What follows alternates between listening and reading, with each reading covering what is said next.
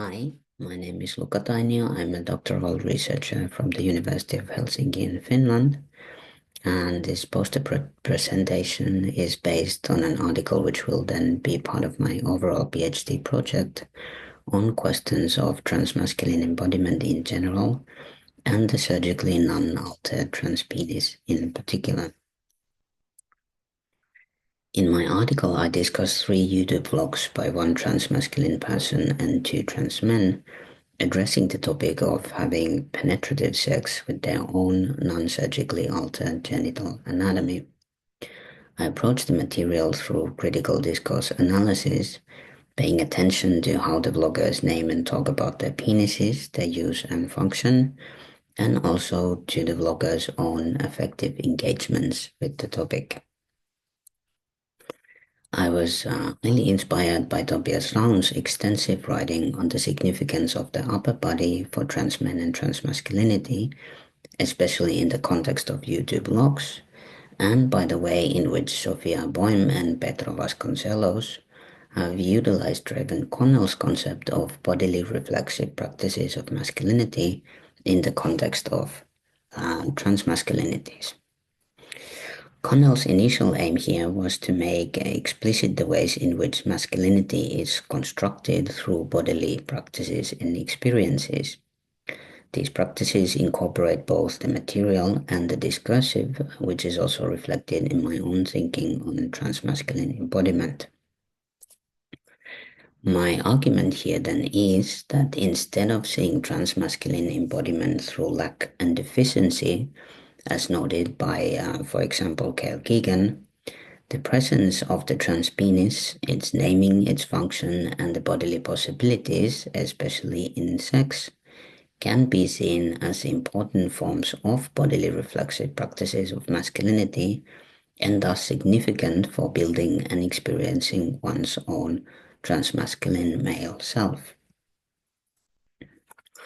As you can see on the quotes, the vloggers, while also addressing the possibility of dysphoria connected to the topic, speak about their own embodiment in predominantly positive ways,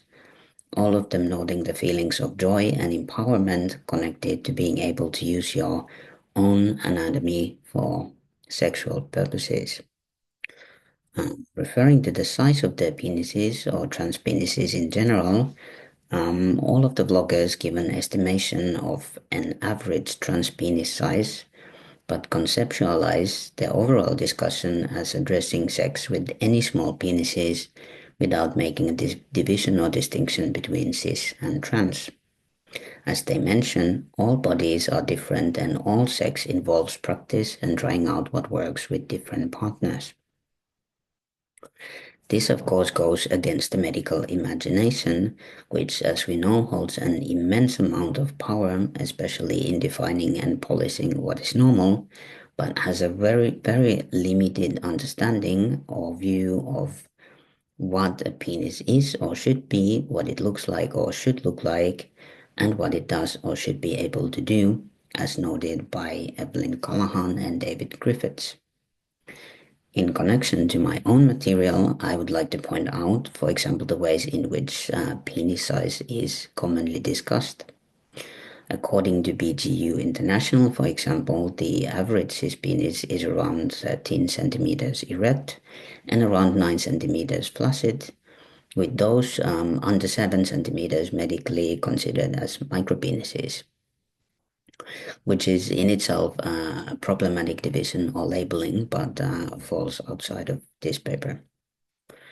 Depending on the source, the average trans penis then falls somewhere between 2 and 7 centimeters.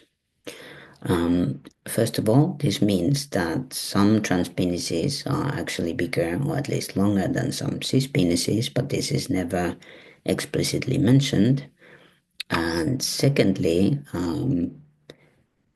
commonly for cis penises, 2 measurements are given, while for trans penises, only one estimated number is given, even though both types of penises function in the exact same way and both grow in length and girth when erect. I am thus saying that the common and seemingly simple division between men who have penises, cis, and men who do not, trans, is materially more muddled and nuanced. It does not reflect the embodied and lived realities of many trans men, and is in fact to a great extent discursively created and maintained. I do not wish to say that one needs to have a penis to be a man, or that having one automatically makes you a man, but I do wish to bother the category of a penis, what we understand as or what counts as a penis, and how we see and understand trans men's bodies. The discursive and embodied The discursive and embodied existence of the trans penis can be a part of creating masculinity instead of marking a lack or deficiency despite which it is possible to claim maleness. Thank you all for listening and have a nice conference.